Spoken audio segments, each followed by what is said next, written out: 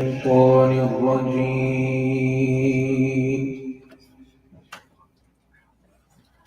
بسم الله الرحمن الرحيم.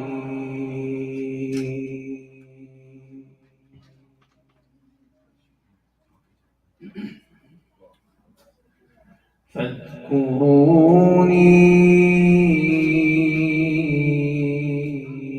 أذكركم واشكروا لي ولا تكفرون.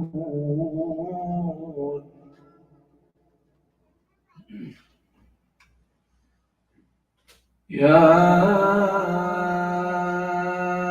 أيها الذين آمنوا استعينوا بالصبر والصلاة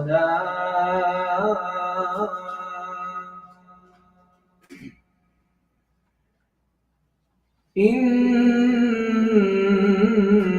الله مع الصابرين.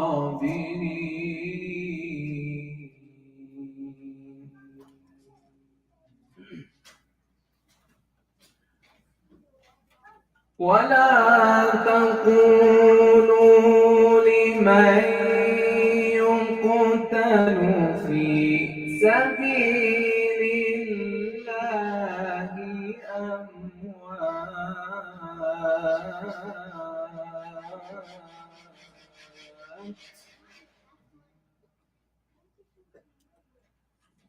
ولا تقولوا لمن يقتل في سبيل الله أمواتا بل أحياء ولكن لا تشعرون.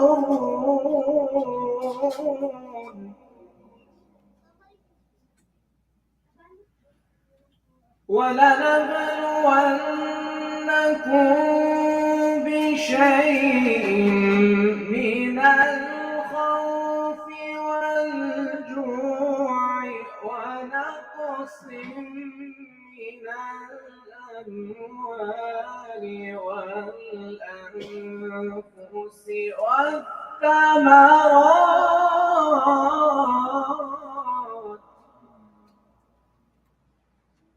وبشر الصابرين الذين إذا أصابتهم مصيبة قالوا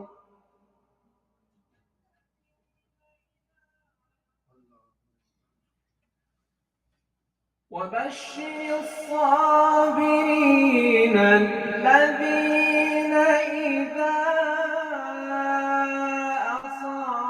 أصابتهم مصيبة قالوا الذين إذا أصابتهم مصيبة قالوا إنا لله وإنا إليه راجعون.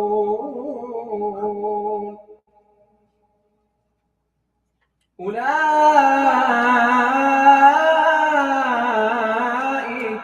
عليهم صلوات من ربهم ورحمة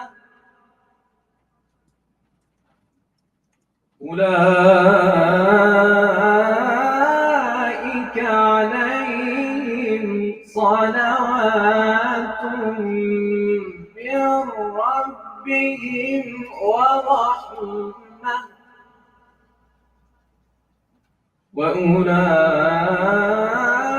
وأولئك هم مهتدون صدق الله العظيم.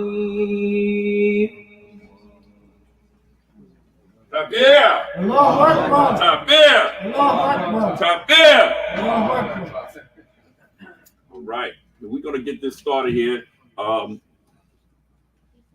Bismillah. Thank you, Sheikh Hassan, wherever you're at, for those kind words. We're going to start. What we want to do is just give you a little background real quick. First of all, I want to say to all the speakers, but me, got 3 minutes. All right. Sheikh Siraj came out and accepted something that we are embedded on. And he's been here for the entire weekend. MashaAllah. I myself saw the great work that was coming out of TMC. And them works were going in behind the bars, giving dawah to inmates. And most of you know Brother Rashid, beautiful brother. Brother Rashid has opened his business on Sundays for men's halaqa. For men's halaqa. Every one of the brothers has been released from prison. And every one of the brothers come every Sunday. And it is a beautiful situation in his business on a Sunday. And we have outgrown the walls right now. So after seeing and knowing that Brother Rashad, Sheikh Inshara, a bunch of you brothers volunteered to go behind the walls to speak and to give dawah. So I said, how can I help? So knowing that I was used to be a product of that and going through that situation, I knew that I had worked in different houses, and I said, we can get us a house. So I had a meeting with Imam Hassan and Rashad, Sheikh Inshara, and it's like, look, if we do this, this is going to happen, inshallah. That's what brought us to this right here today. So when I reached out to Imam Siraj, he immediately said, what are you doing? I told him what he was doing, what we was doing, and with no hesitation, he said, I'm there. So he's been here since Thursday night. Alhamdulillah. Last night, we had a magnificent meeting. It was a private setting because we wanted to just test the waters real quick, and we wanted to be able to give everybody the opportunity that first had their hands raised up. And we was at Brother Faisal and Sister Rafat's house. So everybody's going to have like 3 minutes, 4 minutes tops. Okay, we like to bring them up to the front so they can share what it was that we had. So if you can escort your wife coming through the doors, maybe that was a cue, Sister Rafat.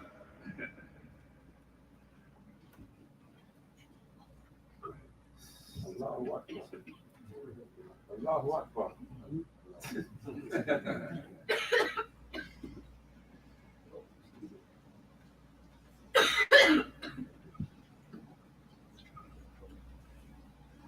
Tabir! Tabir!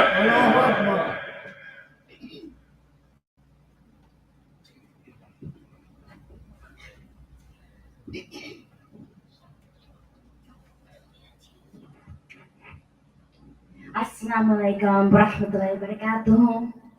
Salam. Rabbi shrah li sadri wa yassir li amri wahlul 'uqdatan min lisani yafqahu qawli. My name is Sister Rafat Rasul Merchant, and Alhamdulillah, my husband and I are the creator of Opportunity for a group called Compass of Humanity. And last night,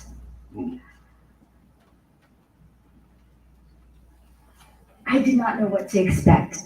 I had been to many fundraising events. You know, all of us have been to many fundraising events. We know all the hadiths, we know all the ayats, raise your hand if you do this, raise your hand if you do that, all. And so I didn't know what to expect last night. And when Sir Imam, Sir Wahaj, he was so calm and collected, just cool, just cool, like just cool. He just stood up there, said what he had to say, counted up all the people in the room, which are basically like, I don't know, 10 to 15 of us, and then decided, okay, I don't know, I think we can all raise like 10,000 here, right? He was so cool, and everybody just nodded. So cool. Alhamdulillah. And he said, okay, who who who is gonna give? Raise your hand. And literally, everyone raised their hand. He just kept. And all I can say right now, we had a goal of $10,000. And last night, we raised 8,600. Alhamdulillah. Allahu Akbar. But I want to say that what last night reminded me of was the Hilf al-Fadul. And if you know your history, and I need to actually look at my phone and remind myself, basically it was the alliance, right? It was the alliance of all the tribes getting together for the good of Islam. And that's what it reminded me of. Each person just stood up and pledged, and it was just called the Hilf al-Fadul. And I wanted to be a part of that. And so the way you have to ask yourself, like, why do people get into these causes? Okay, like, why do you run a food pantry? Why do you do this? Sometimes you do it for the glam factor, you know, you want to get known, blah, blah, blah. But you do it for Allah subhanahu wa ta'ala. And so I met Brother Carlito in January at a fundraiser through Imam Instagram. And basically a couple of months later, I called him up. I said,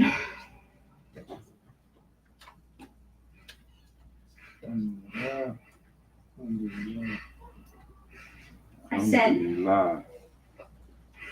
had a relapse. And he knew what I was talking about.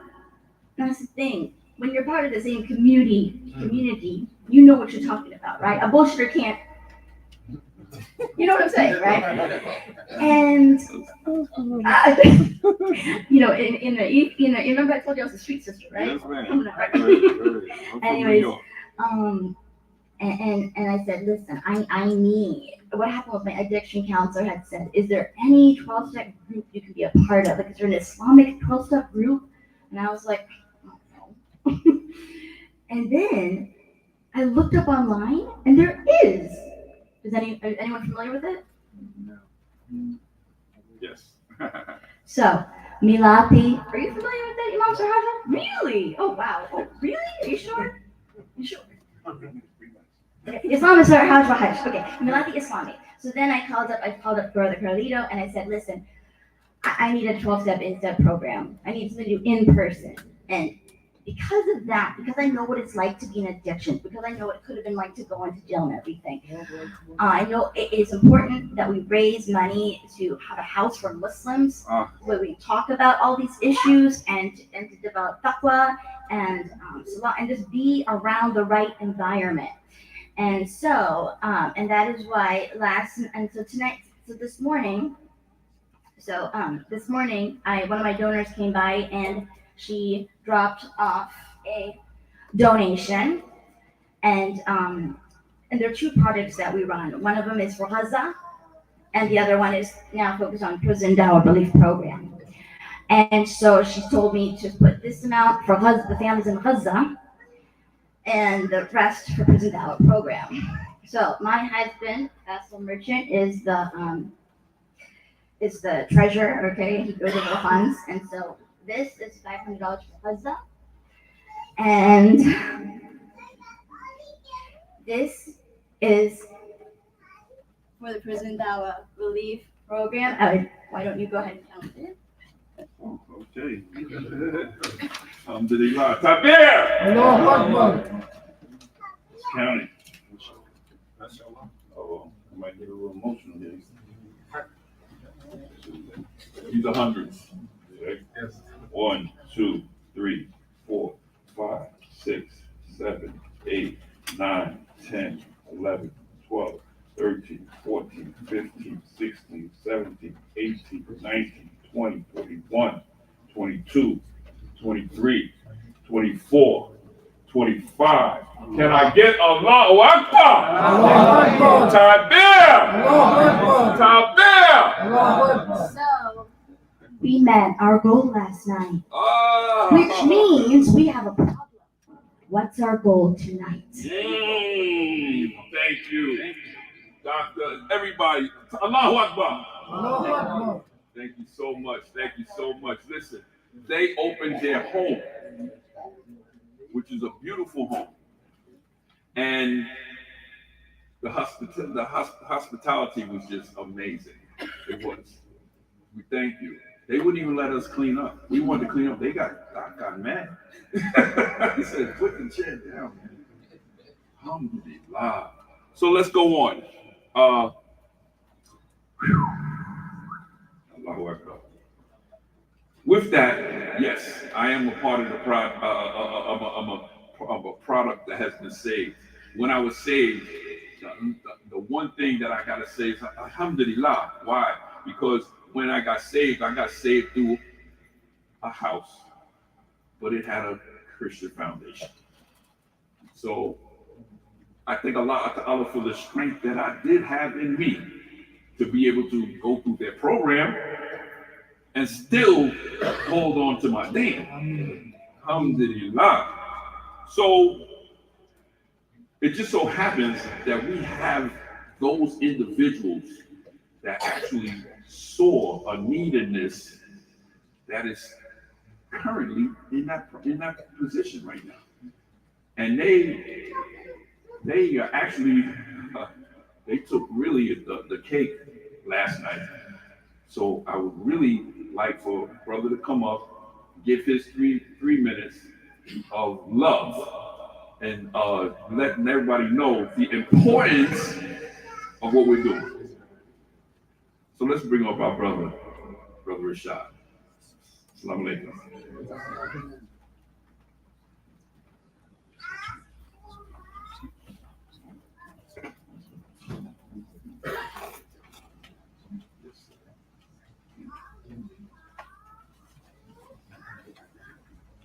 Assalamu alaikum. Wa alaikum salam. For what it's worth, perhaps there is no one who was most appreciative of the subject and the idea of coming together to establish a transitional housing for Muslims. This is perhaps not unheard of, but it is definitely something that never have taken root here in Florida, whereby we have a transitional house that is established for Muslims, ran by Muslims. As a brother related just moments ago, I am currently in a transitional housing here in Tampa, Noah's Community Outreach, having just been released from prison just 7 months ago, after having done 27 years. But for anybody who has done an extended period of time in prison, be he Muslim or non-Muslim, there is definitely a need for in transitional housing. And specifically for Muslims, there is no better setting than to have one that is facilitate the needs of Muslims, that is established for Muslims. I had a brother who was intended, he was intending on joining me tonight. However, he was restricted, a lot more restricted than I am, in that he is just 2 or 3 months out of our prison. He has more restrictive boundaries. I can move around a little more Mm-hmm. than he can right now. But there are many brothers who are similarly situated like myself who are Muslims. The recidivism is real. I am a reoffender. When we talk about those who return to prison, who reoffend, know that Muslims are not an exclusion.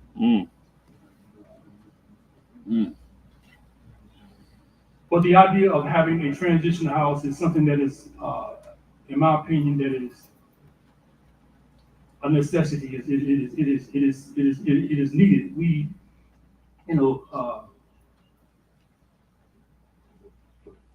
I mentioned to a brother last night, depending on how hard we fall,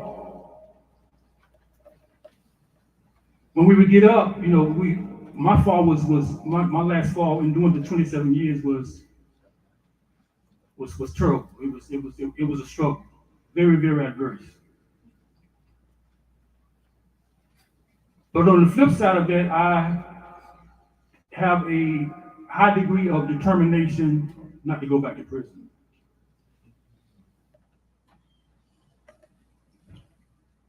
But still there's a need for support, some guardrails.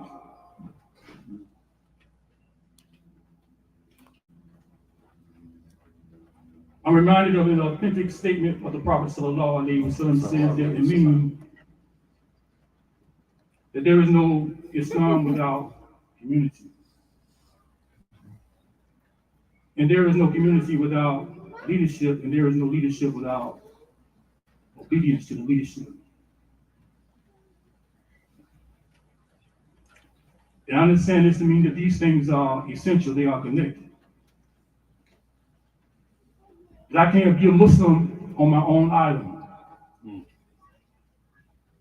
That there is a need for me to interact with Muslims, to give and receive support from Muslims. That the awliya, the support system of you and I, is important.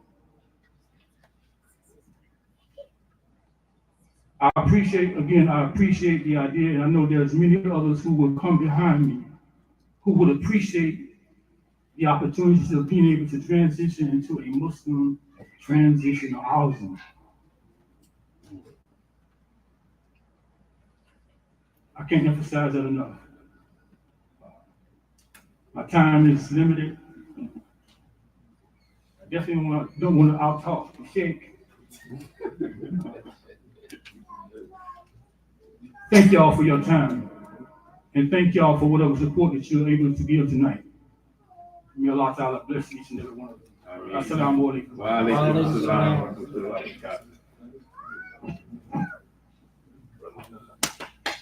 Tabir!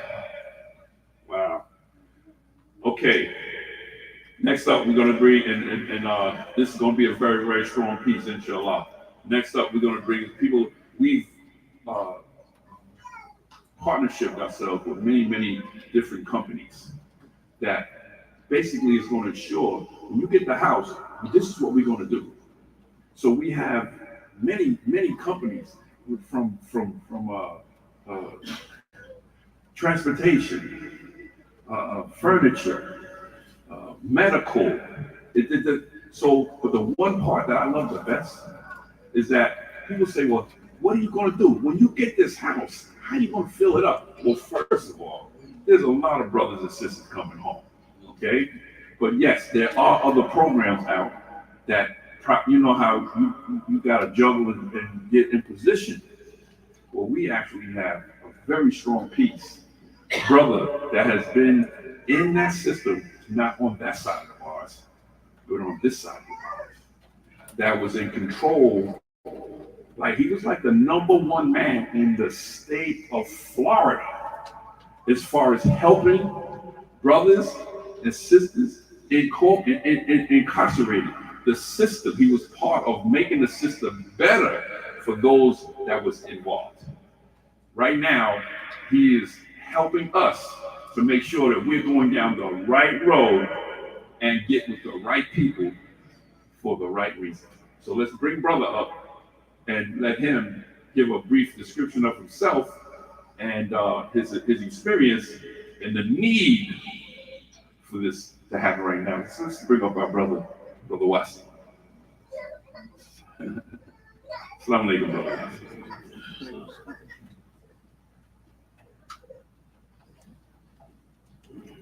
Assalamu alaikum. Wa alaikum assalam wa rahmatullahi wa barakatuh. Glad to be here. My name is Gerald Abdul Wasi. I've been Muslim since 1972, and I worked in corrections for approximately 40 years, all over the state of Florida, and I ran prisons. I built prisons, and I developed these programs that we're talking about doing here in the Tampa Bay area. The importance of it here can't be overstated because Tampa, of all the other cities in the state of Florida, Miami, Fort Lauderdale, Jacksonville, Orlando, most of them have viable programs like the one we're talking about doing here. The problem with Tampa is Tampa has more people going into prison than any of these major cities, and then they have fewer programs. If we had more programs in Tampa, then many of the people that we're talking with who have come up here and spoken would never go to prison because we just, as we did in Miami and Orlando and in Jacksonville, we have programs, so we divert them to the programs. That's what we need here. We don't have them here in Tampa. I think we have maybe two, and two or three of them. I'm thinking two here in Tampa, and we have a lot of people come out of prison here in Tampa. I think we have. Someone said last night 10,000, but it's not 10,000. I believe it's 3,000. I've been retired now for some years, but when I was actually doing this particular type of program, I was developing them for the Department of Corrections. We have about 3,000 coming out here. And we just don't have places for them, and we don't have anything for Muslims at all. So we can't overstate the importance of them and the need for them in this city. If we had them, we could go into court and we could get people diverted to the program. As simple as that. If you don't have them, then you go to prison. When you come out, the reason many people have to go to other areas in order to go through programs is because we just don't have them here. So we definitely do need them here, and I am in support of it. As I said, I've worked in corrections in prison business for a long, long time, and have also been a volunteer in the prison system when I wasn't working for it since 1973, I believe. So I just want to say, please support it. It's very much needed for Muslims and non-Muslims. Ameen. Wa alaikum salam. Beautiful, beautiful. All right, well, we're getting ready to bring up somebody that is the leadership that spearheads the prison dawah. Okay, actually, the spirit that brought it to me to build this company called the Halal Wealth Builders Dawah Network, and that born the Prison Dawah Ministry, the Prison Dawah Relief Program, which we're building right now as we speak. Y'all know him; he's very strong. I love this brother. So let's bring up our brother Imam Hassan.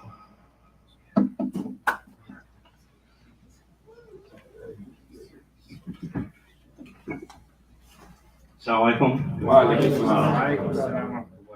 Yeah, so I don't know about 3 minutes because like Imam Siraj, you give the Imam a mic, you never know what happens. But anyways, inshallah, I'll drop it. So I want to mention a couple points. Because I think some terms may not make sense if you're not involved in these programs. So I recall the first time one of the first times I met, Professor Theodore was invited to a meeting in 2018. I was told it was an interfaith event. And it turned out to be an opiates event, addiction management event. And subhanAllah, you have people from the mental health department, some professors from USF, Advent Health, and Tampa General and so forth. So as you went through the thing, you realize the barrier that existed between us and non-Muslims when it came to issues that exist within our society and community, that barrier is no longer there. Our kids face the same exact things that society faces. The faster we acknowledge that and not in denial of that, the faster we're able to help each ourselves. But the more we ignore issues of mental health and anxiety and the suicide, we did actually one of the projects we did, they said that we did, and this right before the pandemic, where does most of the suicides take place in Tampa? Right? They said in the Fletcher area, and there's 2 areas here in our own city. And we had Muslims dealing with that also. And we had the Imam suicide training a couple of months ago. So this is a reality that we cannot practically ignore. Whether it's opiates, you talked about recidivism, right? That most people that come out of prison go back in. So here, these are issues that exist within our community, and we as a community have to stop thinking our enemies are going to solve our problems. They're not going to raise our kids as Muslims. It's not going to happen. Absolutely not. So the idea is, we look at the Prophet ﷺ, when he gave da'wah, they came to him. They offered him position, the thing we're all seeking. They offered him wealth. But he said, he put the sun on my right and the moon on my left. I'm not going to give up this deen, because he had a mission to make sure that, inshallah, that this message is passed on, because our goal is to save ourselves and our families and humanity from the hellfire. May Allah protect us. Ameen. That has to be clear as the main idea, and that's why we're here tonight. It's to help each other build our legacy towards paradise. May Allah gather us in paradise. Ameen. So one thing I wanted to do real quick is to give a little history of Tampa when it comes to this. Brother Abdul wants to mention a little bit about it. There was a brother named Mustafa Alvi who passed away a couple of years ago, and he was very involved in the prison program since the 80s. And then since then, can you help him put in the back? Let's have the tables. So anyways, since the 80s, he was very involved. And then I remember, there was other brothers involved. And then my father, who's the Imam for many years here, passed away. He was involved in that system. And if you guys know about Brother Freddie Dancer also, he was very involved, and he passed away, subhanAllah. So his baton was passed on from one brother, from one person to another, and it grew. And before the pandemic, Brother Imam Sharaf and others would probably, or I would say, go to 4 or 5 prisons. Not only for Jum'ah, but for weekly halaqas. And so the statistic about 10,000, if you look online, Florida has the most Muslims in prison. Right. All right, which is 10,000 Muslims in prison. Right. All right, we have the most. Not just, I think it was, so if you look it up, you'll see they did a study that out of all the states in the U.S., Florida has the most. Right. So the thing is, there's a brother named Murabit in Ocala who started the project, and he started, trying to do it there, and he's almost in the process of completing the project. And there's also in the prison for sisters in Ocala, there's a Muslim sister chaplain. That one of the things they do, and Bindo Abdul Wasi's been doing, alhamdulillah, Allah is make sure in these prisons in Ramadan they get iftars, they get the services they need. So there's many things they do. It's a long process. Many people who accept Islam are celebrities for like 2 minutes. The next day they come, right? They're like, who are you? So these brothers, it's not only about saying the Shahada, that's the beginning of a long journey. So the thing is, we have to have the mechanism in the community that we help our brothers, inshallah, and sisters into this transition. So that history, alhamdulillah, has been going on after the pandemic. We have had, 5 brothers that were trained to go and take turns. So Falkenberg and Orient were 2 separate, and now they make Jummah only in Falkenberg prison, which is about 10 minutes from here. So you have every week, Brother Imam Sharaf, Brother Rashid, Brother Khalid, Brother Adnan, and others that have been very, very active. And Brother Rashid has been the most consistent, to the point where he has a shahada or 2, or sometimes one time he had 5 shahadas in 1 week. All right. And not only does he do that, as Brother Carlito mentioned, he gathers with them on Sundays in his business. He allows them to come there. When they do come out and assist them, subhanAllah. And now we have become one of the go-to measures. People, all the letters that are sent from many prisons around Florida, they send us letters. There's requests, and the list goes on and on and on. So today, when we talked about the concept of a halfway house does exist in Tampa. Brother Tawheed, he was very active in our community here in Tampa. Just about a year ago, he passed away. May Allah have mercy on him. And he was in charge of the halfway house, and it's on Hillsborough. Now, there's a brother named Muslim who's taken his spot, and he's in charge of that halfway house right now.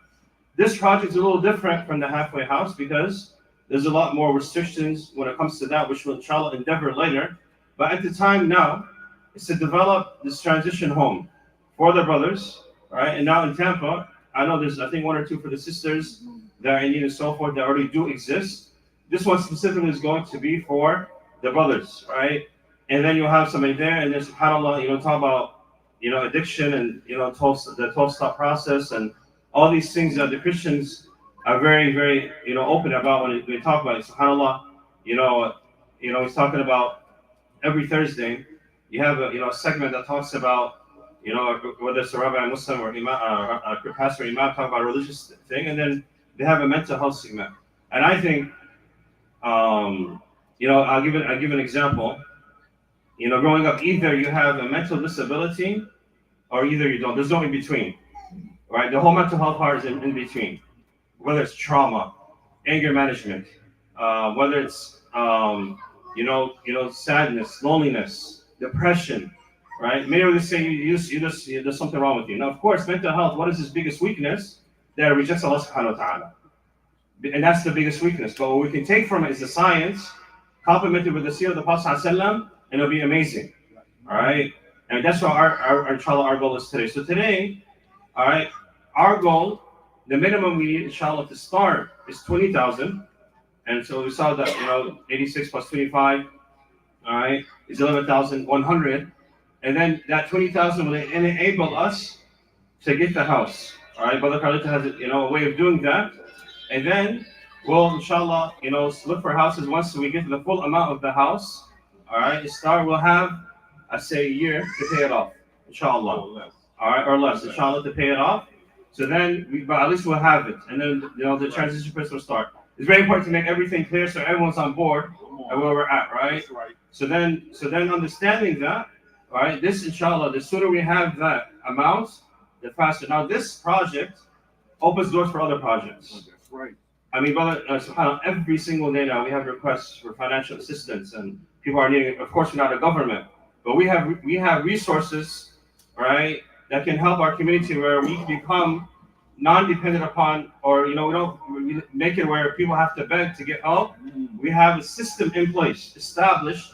So whether I'm here or he's here or not here tonight, it continues. Nothing should be dependent upon individuals, but an idea. And that idea, right, one of the greatest words in Islam is to alleviate the pains of others, the hardships of others.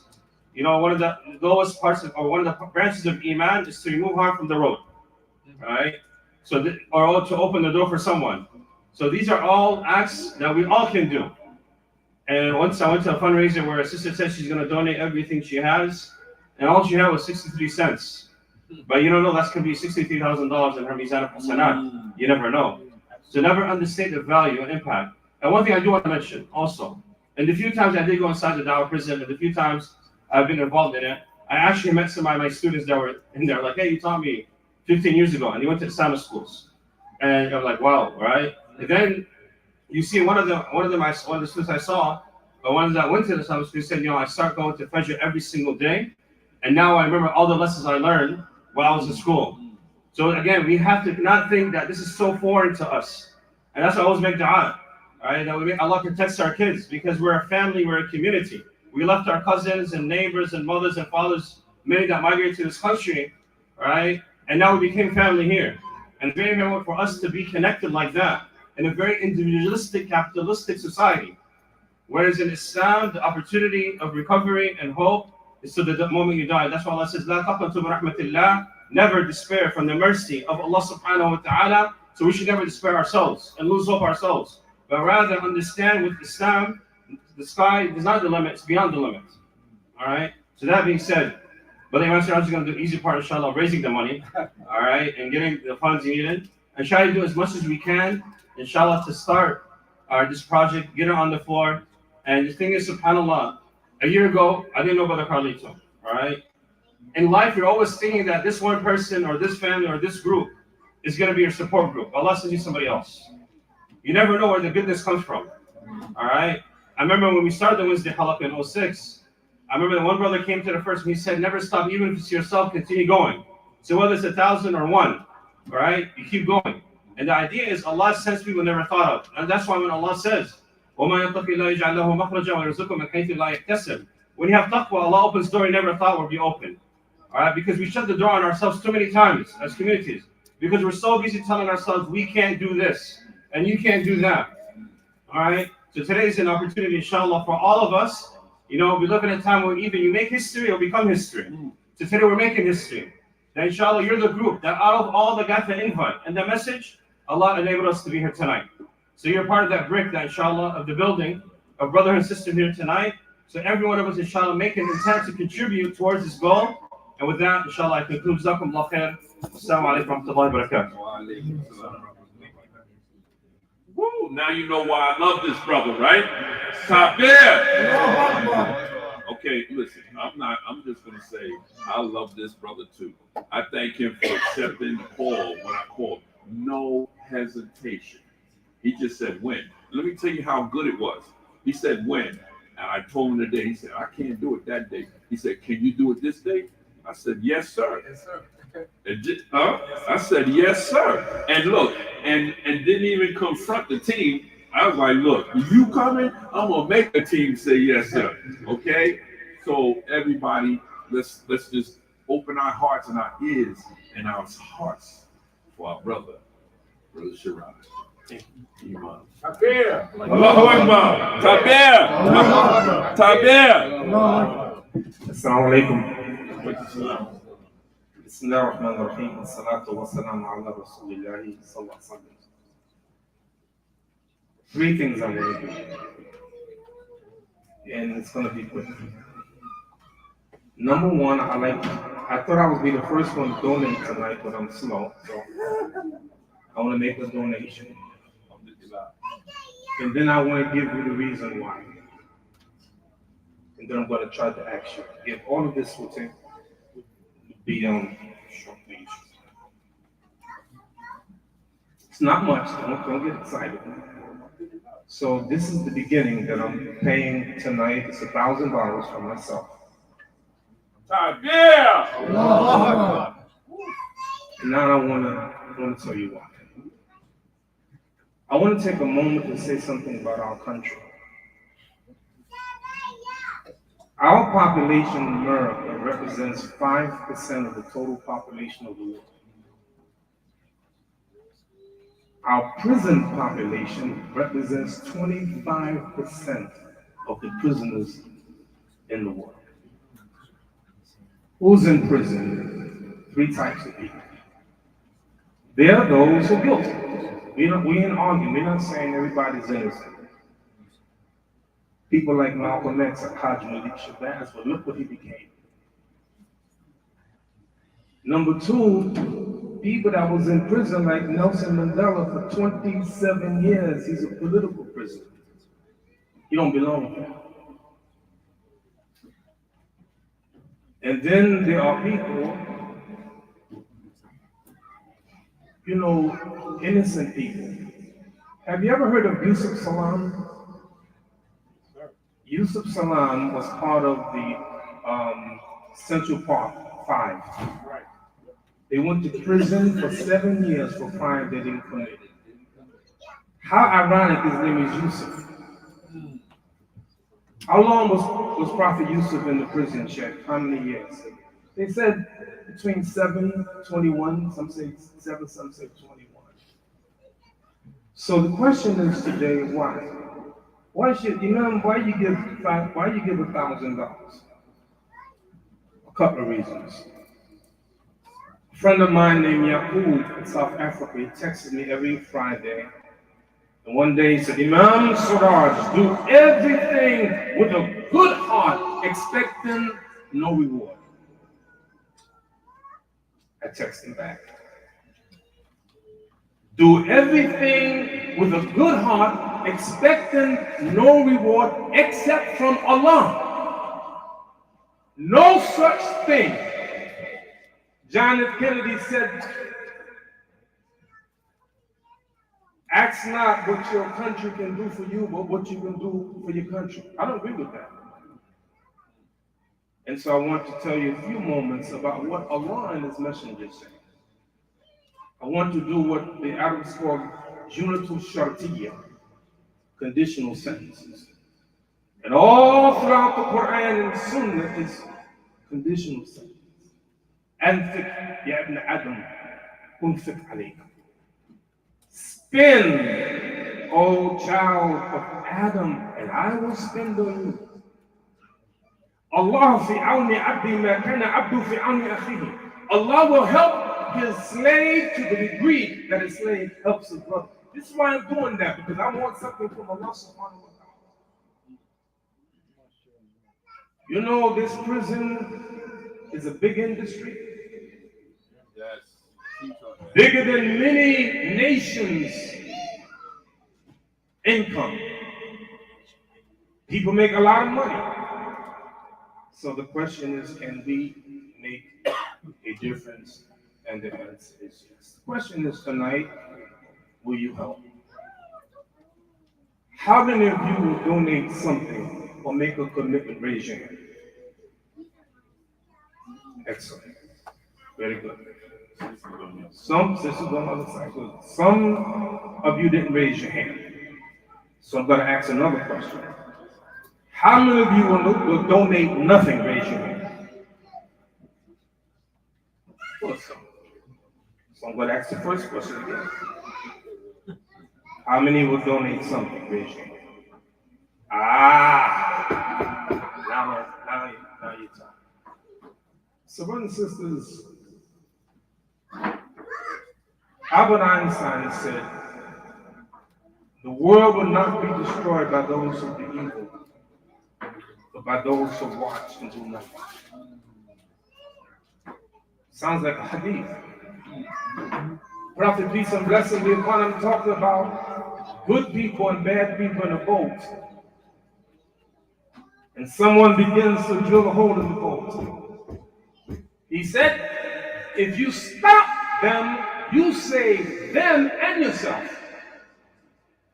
If you let them go, you destroy them and you destroy yourself. Realize that what you give tonight, Allah will give it back to you. I was hoping that there would be one of you that say, you know, Imam, Allah has blessed me. My family, He has given me risk. And I like to make a commitment of $10,000. I just want, really, I believe you can do it. There are people here who have that ability. You know, some of the poor companions of the Prophet, peace and blessing be upon him, complain. That's my word. Complain to the Prophet, alayhi salatu wasalam, the rich Muslims, they get all the reward. They pray like we pray, they fast like we fast, but they can spend extra. And then the Prophet consoled them, Lord, everybody have something to give. Even takbir is sadaqah. I don't want takbir tonight. Takbir is good, but not from town. Anyone here say, you know, Imam, Allah bless me, I like to make a commitment of $10,000. You don't have to do it all at one time. Raise your hand if you can make a commitment. Organization, individual, $10,000. Raise your hand. Anyone? So this young man back here is like he's raising his hand, but he don't look like he worked. He's about maybe 12 years old. So 10 years, okay. So he got a good spirit. Your dad here? Yeah? Show me your dad. Show your dad. Are you serious? What, him and what? The Imam and you? Which? They're brothers. Okay, good. Okay, good. It's okay. I'm good. How about $5,000? Any one of you can commit yourself to $5,000? All right. It's too much. I can tell you something you can. Imam, over the years I've studied that there's something almost magical about the number 20. I don't know what it is, but something magical. I think everybody can do this. I'm gonna count to 3. If you can commit yourself to just $20, I want you to raise your hand. 1, 2, 3. 1, 2, 3, 4, 5, 6, 7, 8, 9, 10, 11, 12, 13, 14, 15, 16, 17, 18, 19, 20, 21, 22, 23, 24, 25, 26, 27, 27, 28. I need two more. 28, 29, 30. Easy, right? $20 a week. What? What? Why? What did I say? I said something wrong? I didn't say nothing wrong, right? So, I'm not going to hold you to that. But if you can make a commitment of $20 a week, that's $1,000. I'm going to count to 3 again. If you can make that commitment, $20 a week, raise your hand. 1, 2, 3. 1, 2, 3, 4, 5, 6, 7, 8, 9, 10, 11, 12, 13, 14, 15, 16, 17, 18, 19, 20, 21, 22, 23, 24, 25. Oh, wait, what? That's $25,000. I want my money. No.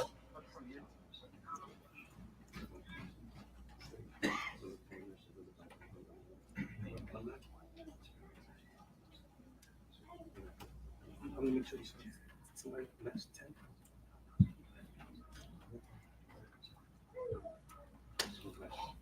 Yes, what? I got some good news. We raised $11,000 from a nightstick. $11,000!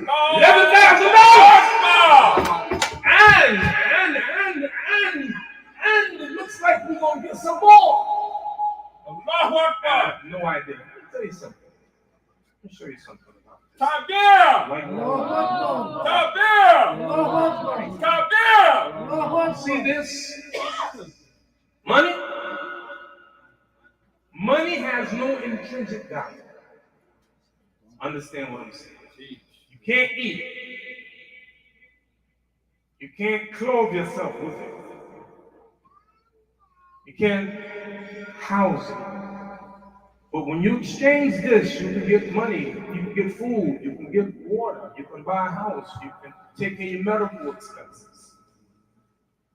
The Prophet ﷺ said, Allah will ask the person least punished in hell. Everybody in hell, not the same level. Least punished in hell. He asks this question. If you have all of the money in the world, Allah, sister, I like, but tell him I want more.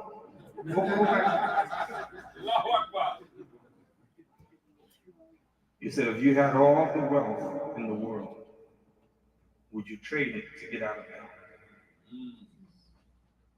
Not most punished, least punished. How much wealth in the world? If you have all the wealth in the world, would you exchange it to get a course? I'm not asking the price of Jannah. So the question tonight, let's do this. Let's get this halfway house, traditional, transitional home, and help teach these brothers and train these brothers in show. I want to thank you again. I didn't want to do a long fundraiser. I just want to do nice and short. Just want to remind you, the Prophet said, I close with this. Allahumma la aisha illa aisha al-akhirah. Oh Allah, there is no life except the life of Him. One of the articles of faith, belief in Yom al-Akhir, right? I'm saying to you tonight, if there is no afterlife, this life don't make sense. Would you permit me to quote Shakespeare? He said, I can. Would you permit me to? Macbeth. Macbeth's wife just died. He's feeling bad. He said, life is but a walking shadow, a poor player that struts and frets his hour upon the stage and is heard no more. It's a tale told by an idiot full of sound and fury, signifying nothing.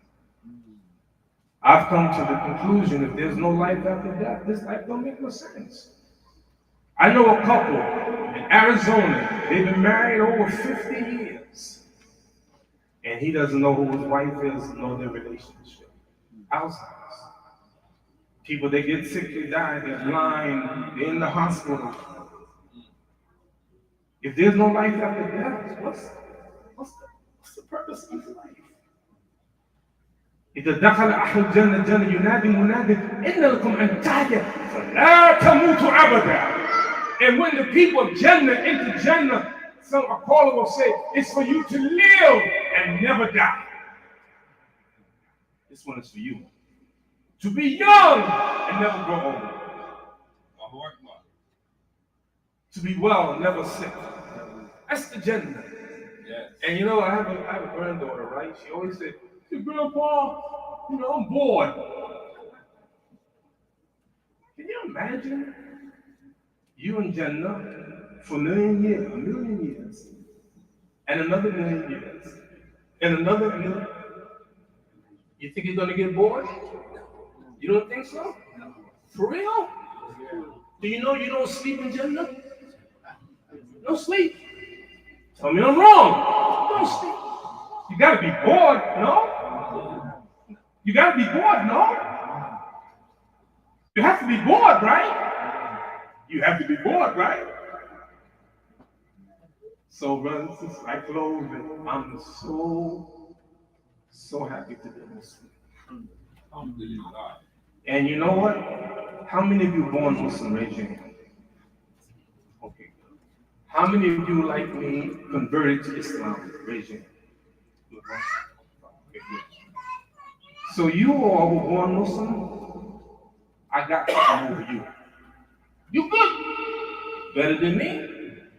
I got one thing over you. The Prophet ﷺ said, إِذَا عَمَرَ رَجُلٌ بِإِيسَى ثُمَّ عَمَلَ بِهِ فَلَهُ أَجْرَانِ. Whoever believes in Jesus and then believes in me will have a double reward. Ha! Ha! You know, I think I'm blessed. You know, and what I'm going to say, I'm not saying this to brag or anything like that, but just to make a point. Allah has blessed me. I did the math, right? I said, Siraj. I said, yes. You have prayed over 87,000 prayers. Fasted for 48 years. Because Allah guided me to this. And there are a lot of people out there waiting for us. This da'wah, according to the FBI, 350,000 inmates become Muslim every year. Time you turn around, Muslims everywhere. Allah subhanahu wa ta'ala bless them. And bless you. Thank you so much for your time. Yes. Imam, Yes. Allah, I would like to volunteer my skills as a carpenter. Allah Akbar. As a carpenter. You got it? You got it. Okay, good. I thought you were going to say I'm going to match the 10,000. That's what I thought that's what you were saying. I don't have it. So Just stop it. I know. I have my skills. We take it. Thank you so much, brothers and sisters. Imam, thank you so much. I appreciate everything that you do. You've done for years and you continue to do. Jazakallah khair. Assalamu alaikum wa rahmatullah. Tabir! Tabir! All right. Assalamu alaikum. Jazakallah khair, Siraj Wahaj.